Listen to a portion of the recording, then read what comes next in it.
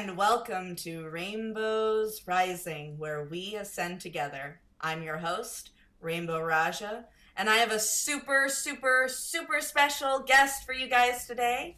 I have Nalinee, and she is a light language artist and sound therapist, and she does a bunch of awesome cacao ceremonies. And I'll just let her introduce herself. Welcome, welcome. I like how you went sound therapist. Yeah. I use sound. I definitely use sound. I like language transmission.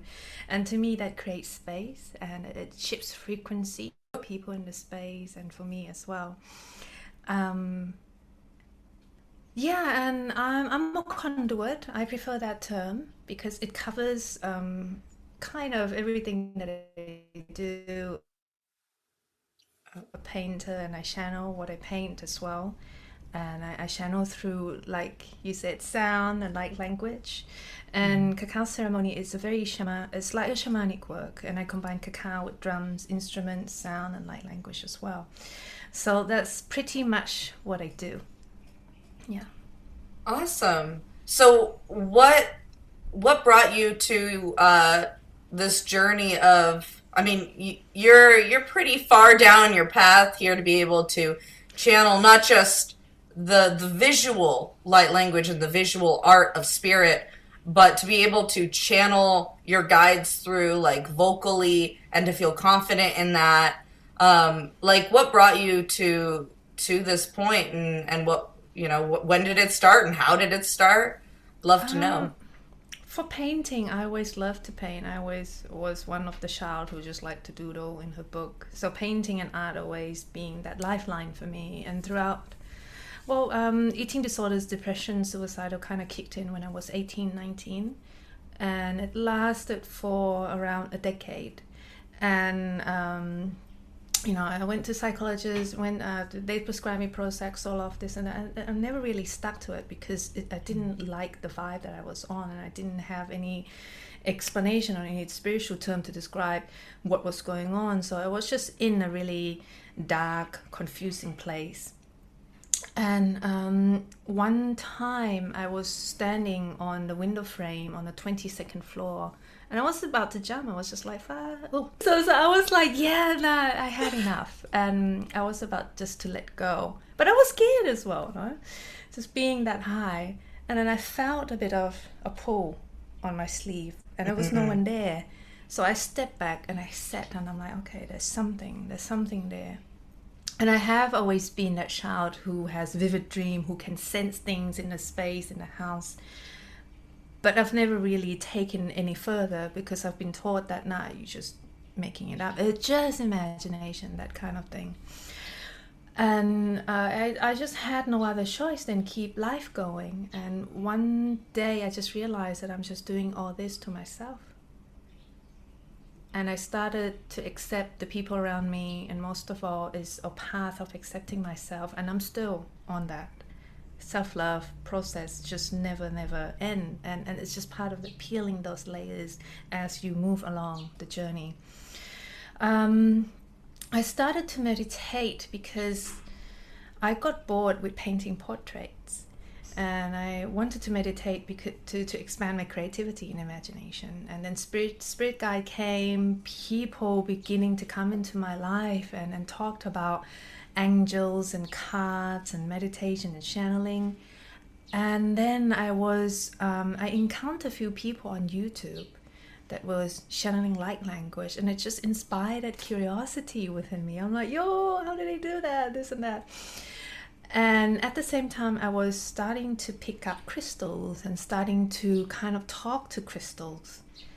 So the crystal kingdom really helped me in tuning into the energy and verbalize it out. But and I started to combine the visual of my guides with my art slowly and slowly. But I have to give my credit to Amazon journey in 2017 when we were there volunteering, and then also plant medicine journeys that really opened up a lot of deeper understanding humbleness, and groundedness, which I was missing since childhood. I felt that I didn't belong. But plant, for some reason, remind me that, hey, there's a place for you here.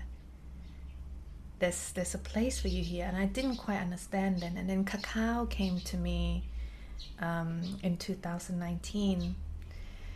And the first time I drank her ceremonial grade cacao, first time I drank her, I went inside and I released a lot of sadness, because she assists in cleansing the heart and opening the heart. And I saw myself offering cacao to others. So that's the point when I started to combine channeling, what I've learned from Amazon, as well as my passion and curiosity about shamanism, into ceremony and using cacao.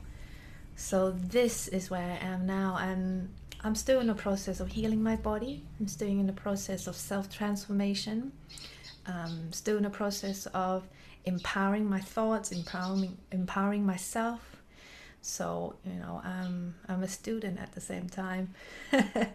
Aren't we all? I mean, Yeah. that's such a humble place to be. I can't tell you how many people I've come across that they get to a certain point and they're like, "Well, now I'm done. I've learned all I've needed to learn." And it's so great to see a master like yourself, because you really, like, as humble as you are very advanced, and I recognize that. I hope anyone who does listen, like, recognizes what a gift you are, and that you're doing this so freely all the time. And I mean, you really are just a force in this world of good and love. It's so beautiful. And like, I know you created the oracle deck that you created out of light language and out of your transmissions that you've been receiving, this beautiful, beautiful art that you've been doing.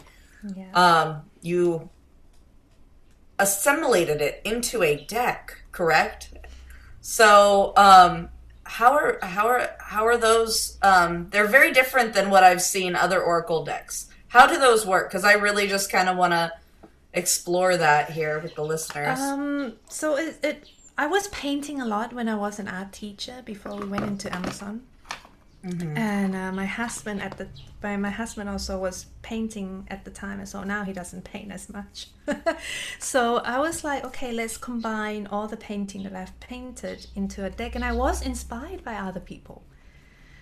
I'm like, oh my god, it's such a nice idea. So I printed samples out and took with me on my journey into Amazon, and I started writing the messages.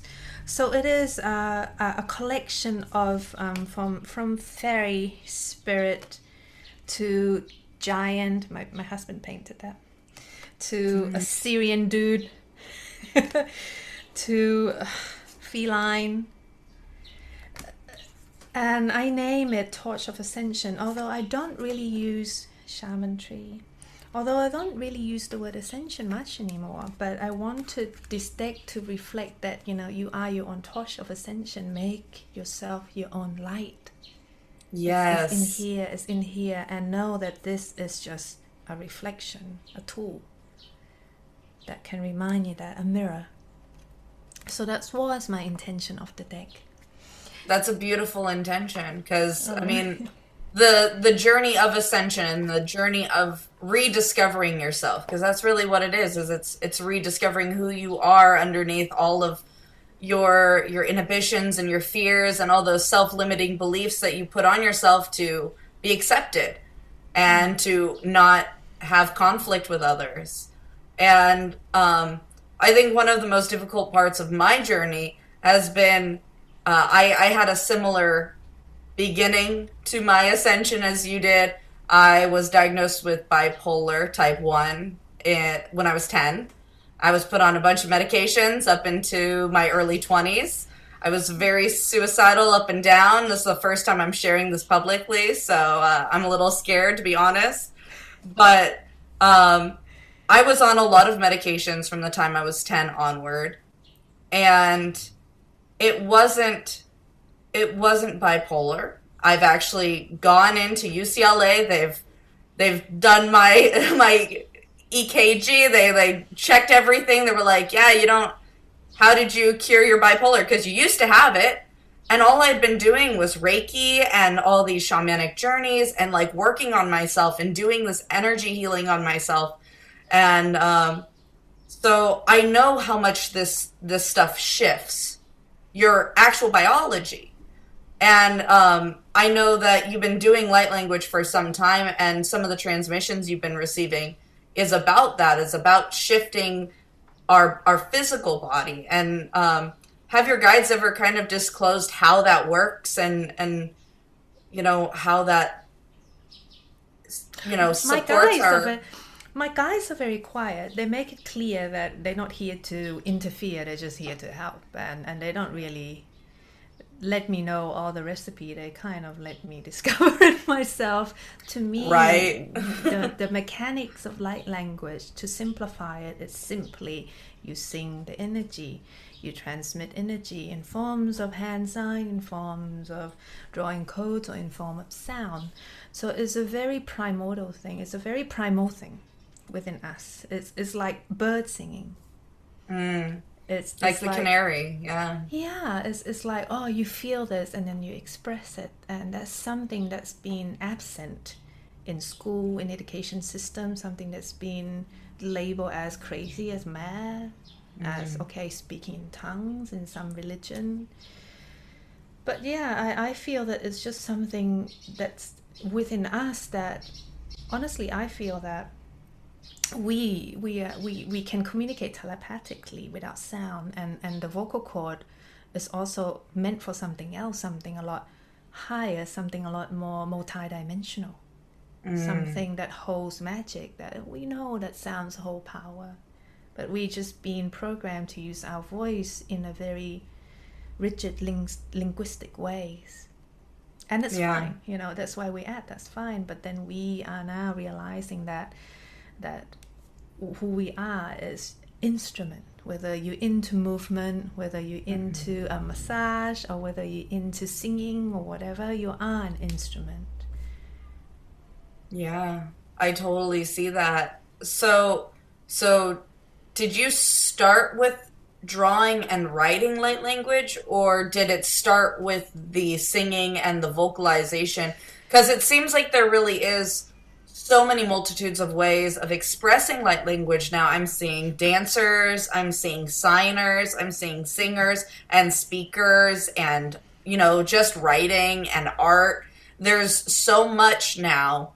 And I know I discovered light language. Literally, somebody did it on me, and I suddenly could do it. I didn't know there was other people. I had no clue. One day I went on YouTube and I was like, I wonder if other people can do this. And she had called it light language, so I looked it up.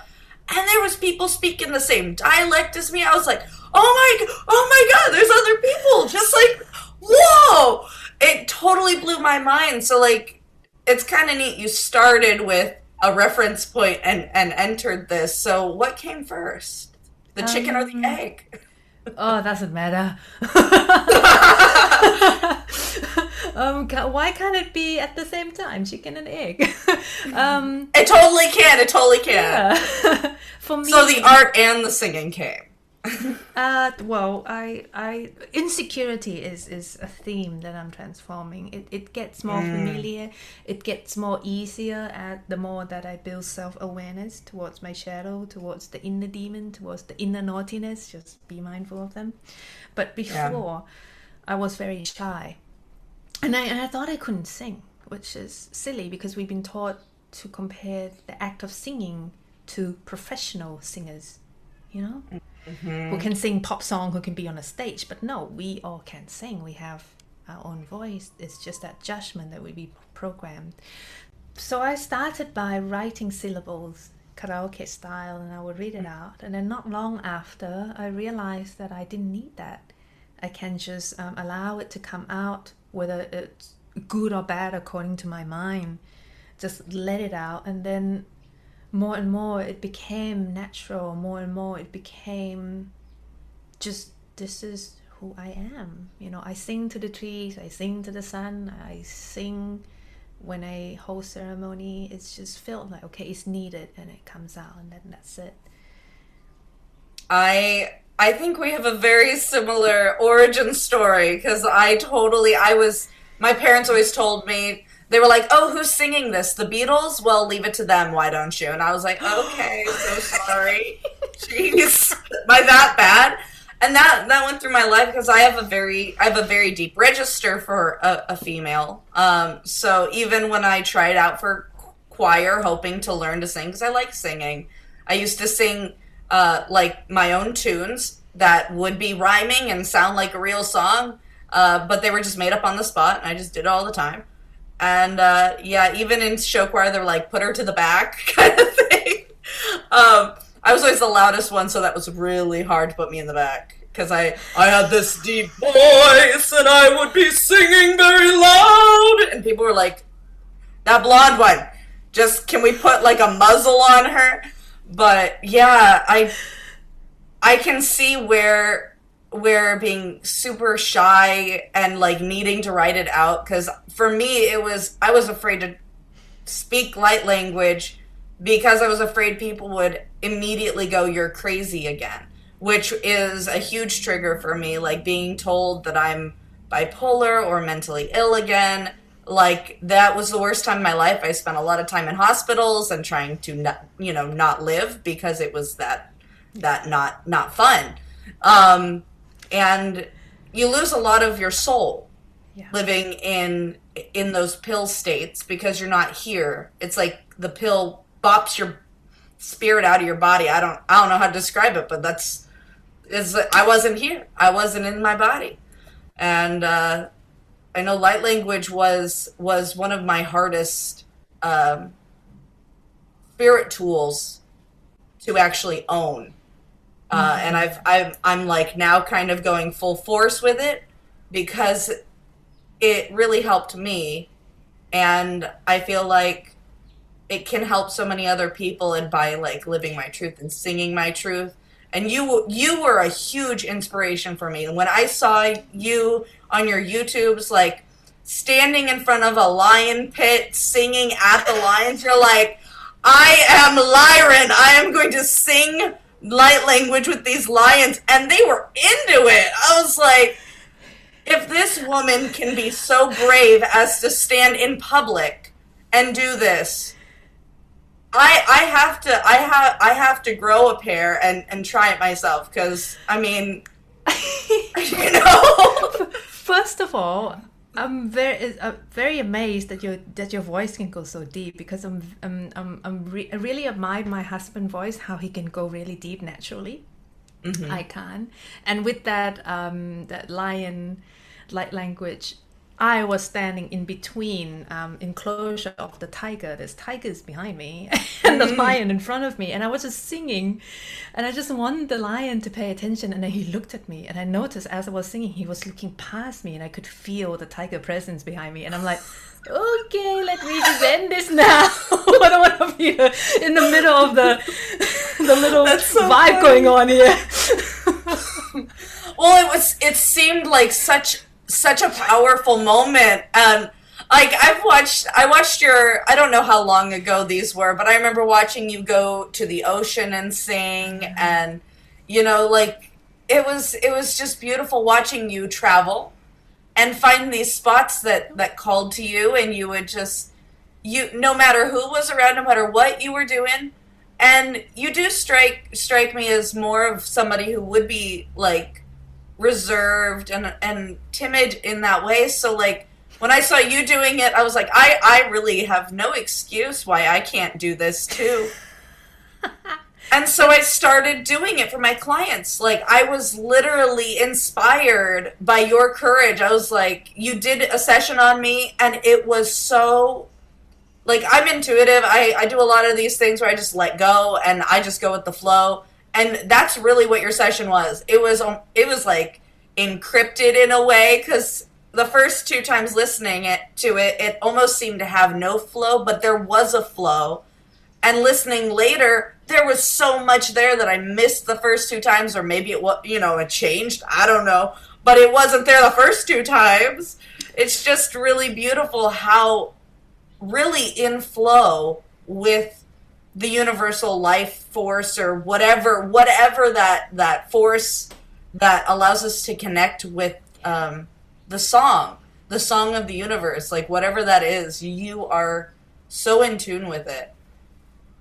Oh, it's who I am, and I'm sure you resonate. It make us look back to those chapter of struggle, whether it's bipolar, depression, suicidal, eating disorders, whatever, and makes you look back. It's like, yeah, I wasn't living me. That's it. It wasn't the world going against me, but I wasn't being me. Yep. Yeah. Trying to fit somebody else's box. Yeah, I don't know what box to fit in, honestly. I wasn't fitting anywhere. I mean, I know cats, if I fits, I sits. I thought I was a cat at the time. Their boxes were like, nothing was fitting. And then finally I stopped taking their pills and I fit in a lot more places than I thought was possible.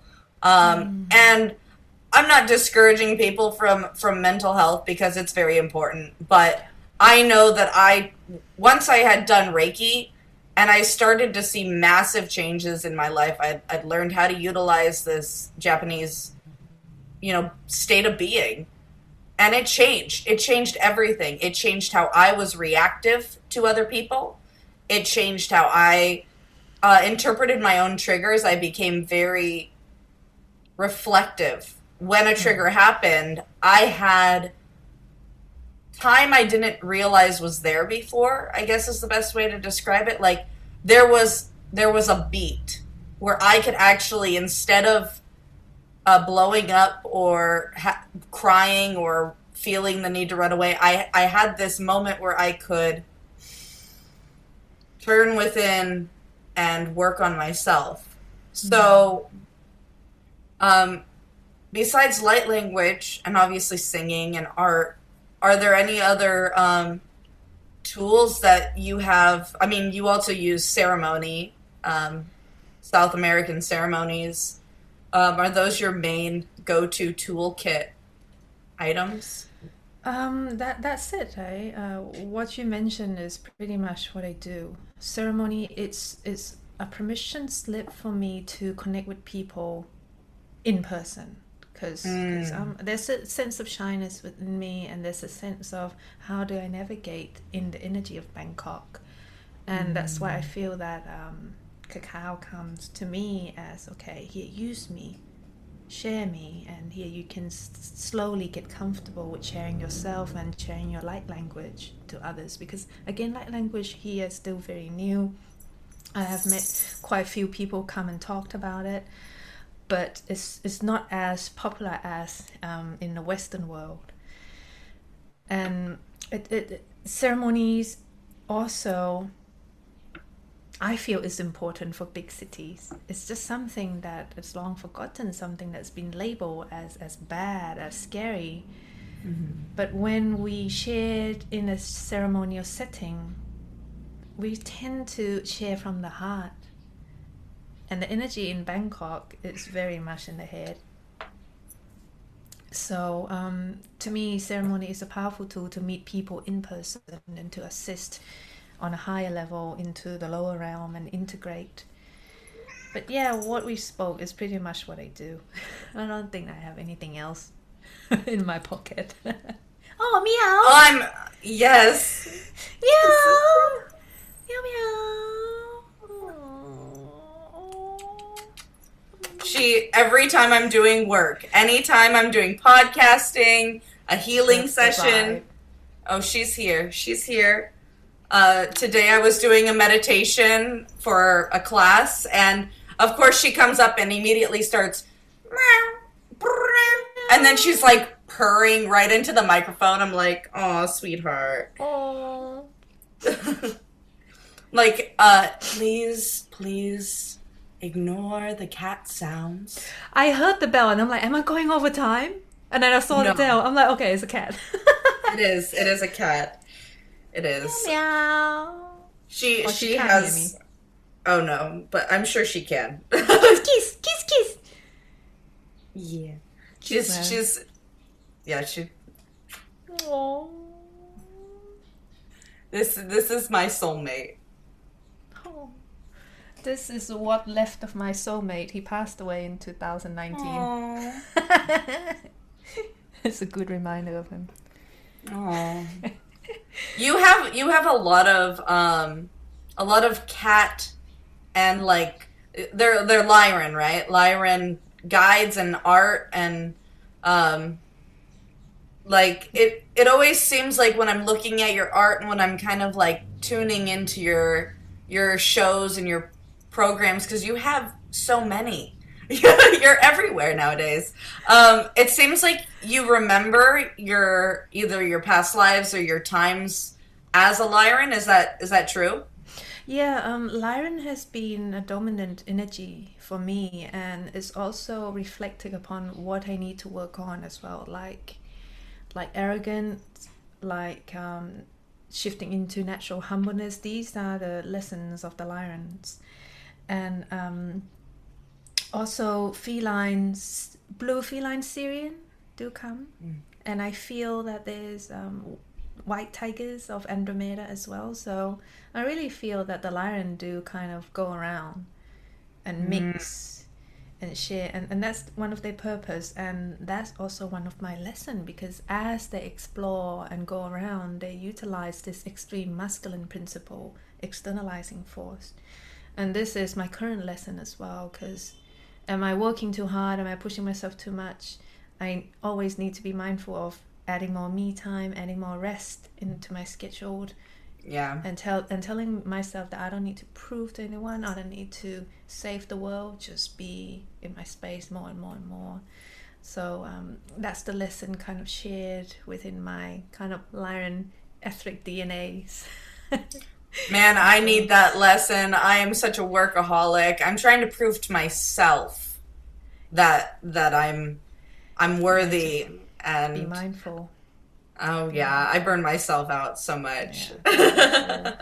Be mindful, because last year I was diagnosed with autoimmune, but then just last night I had this realization, which was reflected by a good friend. He said, "You know that all is mental," and I'm like, "Yeah."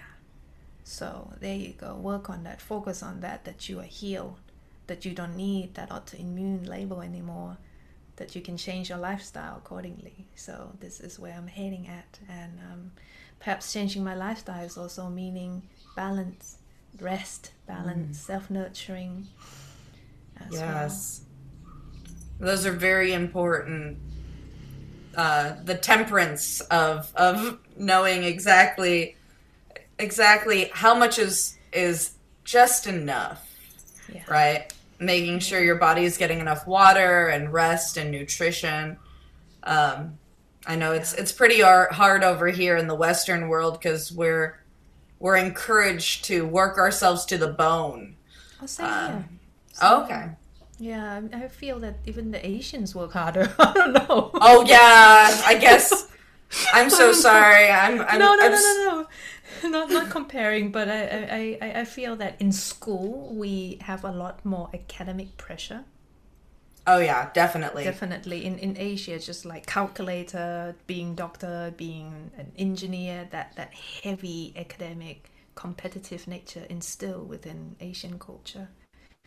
I had a couple Asian friends whose families were very harsh on them, very very harsh. Yeah. And I mean, I'm a little envious because my parents literally would do my homework, and I wanted somebody to challenge me. I love your parents. Change. Let's swap. You would love my parents until you got bad grades on the papers they wrote for you. And you're like, whose fault is this? I would have, my dad would be like, "Oh, this is written all wrong. Let me take care of it for you," and then he'd go do it. And then I'd take it into my teacher, and my teacher would be like, "What in? No, this is not structured properly." Oh. Dad. Teachers can tell. She's like, "This is very poorly written." Sorry. What's sad is my dad was an English teacher at the same school. A Oh, little God. unethical there. But No, I got through nice. it. I got through it. It's all about taking care of your cubs, making sure they push through somehow. Man, I decided with my kids I was not going to make those same mistakes. I was like, all right, my kid's 3. She's old enough to put her own clothes on. She's going to brush her own teeth. She's going to clean her room. Good. And now my kid is 6, and she's like, I'm done cleaning my room. I'm like, I didn't expect to have a teenager this early, but I'm ready. I'm ready. Let's do this. They grow so fast, this generation. It's just like blows your mind, but I guess that's Yeah, what it she's is. so sensitive too. She loves meditation. She loves doing all this stuff. But she has the attitude of a 16-year-old. I know this because one day she was talking to me, and I was on the phone with someone, and they were like, what do you have, like a 16, 17-year-old? I was like, she's a 6-year-old. They're like, oh no. I was like, Are you gonna edit this out or leave it in? I have no idea. I know I'm gonna have to edit my name out. Leave it. It's raw. It's authentic. Leave it. I love my daughter. I love her ups and downs. I love her. She is a blessing, a blessing, a blessing, a blessing. I just wish the defiance would be toned down like 3 notches. Just 3. I'm sure it's a phrase. I'm hoping that when we hit our teens and when I'm expecting the like punch in the face of just hormones, that instead she's going to be super, super grateful, like what a 20-year-old should be, just grateful and loving. And I'm going to be like, man, this is so nice. And I'm hoping that she'll trust me and share I feel like these are empty wishes, but I'm going to make them anyway. She's going to share everything with me. Oh, she will. I hope so. She's right now breaking into our baby-proofed cupboards and breaking into lock boxes and eating everything at 5 a.m. when everyone's asleep. She's finding people's iPads and hiding them in her room. My kid is crafty. She is. I mean, if there's a spy agency out there that needs a tiny child who is very good at lying and sneaking around, and I've got the kid for you. Oh, but I love her. Feels like she's very creative. There's a lot of She is. creative energy in there. There is. She's very bright. She pretends she's not. That's what's so funny, is to get me to do the work for her. She's like, I don't know what you're talking about. I don't know what word that is. Were you like that? I was a little bit. See? It's biting me in the butt now, isn't it? Yeah. Oh man. Well, back on light language topics. Let's come back. Let's just reel it in here. I do this to interviews. Sometimes none of my interview is aired, and I think it's just because we just got off topic totally. It's okay. I'm gonna probably post the entire thing on YouTube, and what we'll do is I'll edit this one, and hopefully we'll have at least 40 minutes of like solid light language talk. Maybe we'll have a jam session here at the end. I don't know. We'll see. We can do now if you want, if there's no other question. Well, I do want to know like more about like your version of light language. Last week I did a history on what I could find on light language, right? And I kind of communicated with my guides a little bit. And it seems like there's about 5 different subgroups on what light language is and the origins. Like some people are like, I'm channeling past life version of myself. Other people are like, I'm channeling collectives of alien beings. Other people are like, I was a Lemurian or an Atlantean, and now I'm channeling this language from that culture. I noticed there's a lot of dialects, and my personal view is that it's we all speak this language in our heart, like this, like the language of the heart. And no matter what collective you're tapping into, no matter what lifetime you're tapping into, if you're trying to convey a certain emotion or bestow a power upon someone or share a memory or whatever, it has to be something kind of beyond the physical. I feel that is how we are doing that at this point in our evolution, is through this language. But that's just me shooting the S word around. What's your interpretation of this movement? I'm not sure if I have the book near me, but I always love to share ancient wisdom. The book called The Hermetic, and it's written in the voice of Hermes. It's a very thin book, and there's a phrase that I always remember, that the true language of ancient Egypt is not just words. It holds magic, it holds power. And that is what light language is. That is what our heart language is. That is what our soul language is. And that is our capacity, the capacity of our voice. And it still exists. If you look into Icaros, which is the magic song or power song of Amazonian healers or shamans, their song blend with their tribal, lingual, as well as Spanish. The song said to be received and passed down from ancestors, as well as the plant directly to the shamans. And yeah, it sings in this human language. However, when you listen to it, it doesn't really matter what he or she is singing, but it's the rhythm and it's the tone. And these songs invoke the spirit of the plant medicine. This song brings up energy within the people who are receiving it. So it exists. It's always here. Sometimes you always look upon the stars. Sometimes you always look upon past or future life. But it's the seeds always been here. We just tapped into it now. And because light language is multi-dimensional, it acts as that remembrance of, okay, here's the Lion timeline, here's Lemurian timeline, here's Atlantis timeline. But it always exists on Earth to me. That's beautiful. Even my friend, he said that, his favorite light language is bird song. And I'm like, that's cool. Yeah.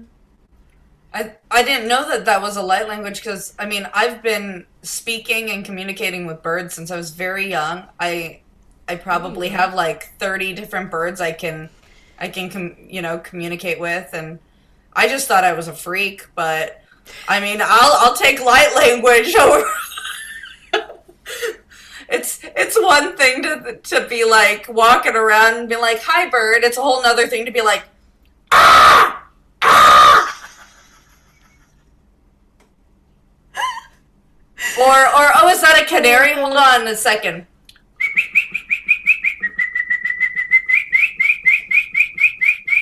And then suddenly the bird like turns around and starts communicating back. It's kind of wild, but I didn't know that was a light language, so that's beautiful. It's beautiful. Makes me feel... Well, to me it is. To me, Icaros is. Yeah, to me Icaros is. And I feel that even when shamans drum and they sing, it's all energy, isn't it? It is. It is. And there's really nothing like falling into that flow. When you let go, when you kind of sit back in your own body and you just let it come through, there's nothing like that feeling when it's coming through. I don't know if you feel that way, but I know when I'm in the flow and I'm drumming or I'm doing my singing bowl and it's just coming through, I just don't want to stop. It's so beautiful. Yeah. No, that's the same. You drift into the space where you don't need words for it. There's no time. You're just in that zone. Absolutely. You want to do it? I do. I do. Okay. I like to do it. So I invite you all just to find your space.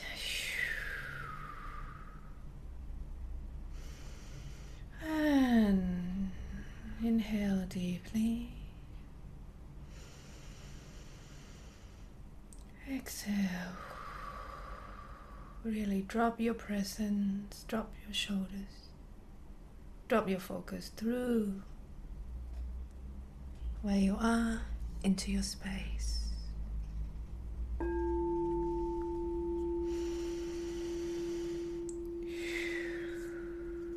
Breathe to the top of your head. Exhale down and down into your tummy. Inhale, allow the tummy to expand.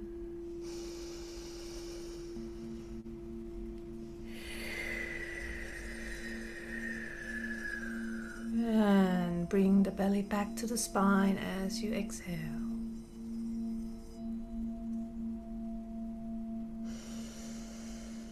Take a moment to feel where you're sitting and feel your energy.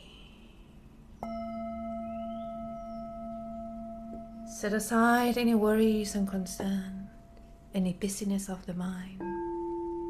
Focus on each breath and give yourself permission to receive.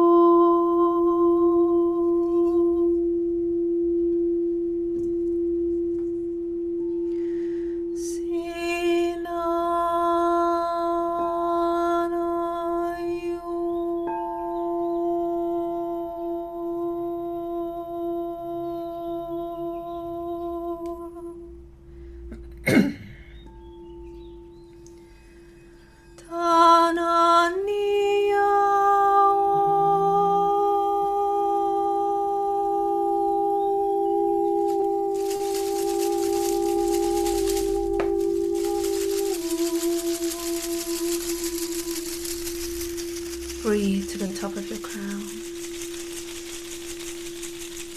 Exhale, let go deeper of any worries, any fears. Allow the energy to flow down through your spine, down into earth, for we are all conduits of energy.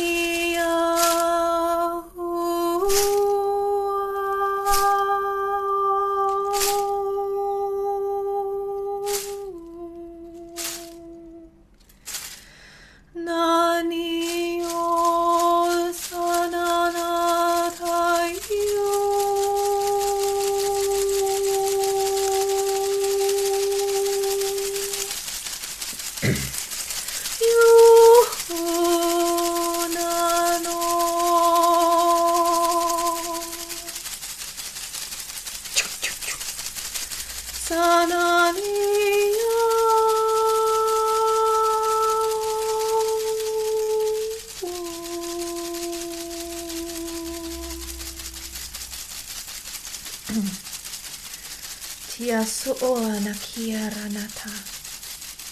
Mana aya ni ia soyo ariano. Tatua ia si ia nana. Kia sayana miana. Marua ni kia sa aya no koayana. Natia sayano.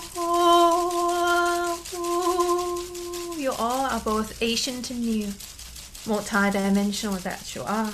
Remember, find power within you to redefine your relationships with reality. Redefine yourself, for you are the medicine. Matia sananiata.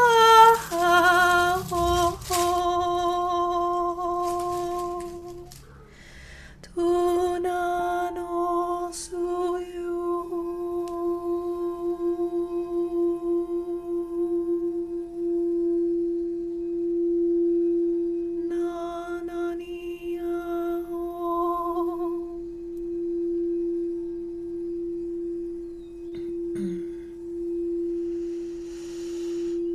No.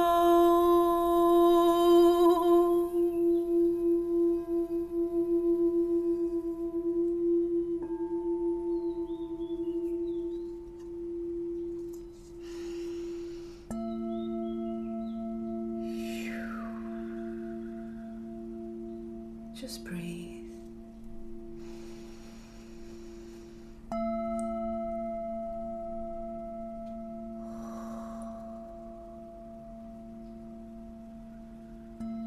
Deeply, and return into your body. And here we give thanks to Earth, give thanks to Heart of the Sky, and give thanks to our hearts. Thank you. Thank you. It was so beautiful. Thank you so much for that offering. Oh man. Vibey. There were so many times I was like, I want to join in, but I'm not going to. Oh, you can if No. internet's strong enough. I mean, next time. Yes, next time, definitely. Well, I'll have to have you come back on as a reoccurring guest eventually. Planting seeds. I can try, right? Well, it has been a great honor of having you on this evening, and I hope all of you enjoyed tonight's segment. And you know, if you guys are interested in connecting with Nalinee, am I saying your name correctly? Yes. Very good. Yeah. Good. Nalinee, you may reach her on her website, which is So connections, nalinee.com. You can find me on social media. Nalinee Diosara, and my YouTube, Remembering Love and Light Language, and that's the same name with Instagram. she's everywhere. Literally, if you just type in Nalinee into Google, she will appear. Hopefully, it's a very common name. Well, over here, if I type it in, you come up. Maybe you're just super popular here in the U.S. or at my household. I'm not on sure. your search engine. I think it's just on your search engine. I said Google. Thank you. Well, thank you all for joining, and I hope you guys have a wonderful day. Bye.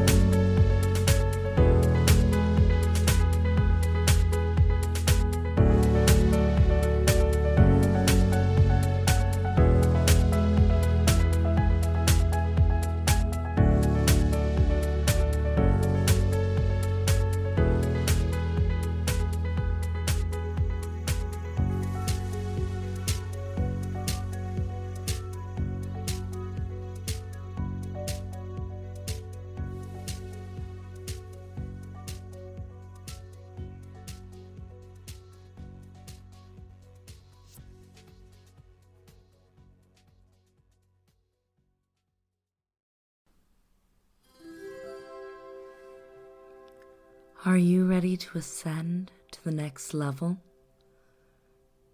This is Rainbow Raaja, your spirit guide calling. Please be sure to keep all arms and legs inside your vessel at all times.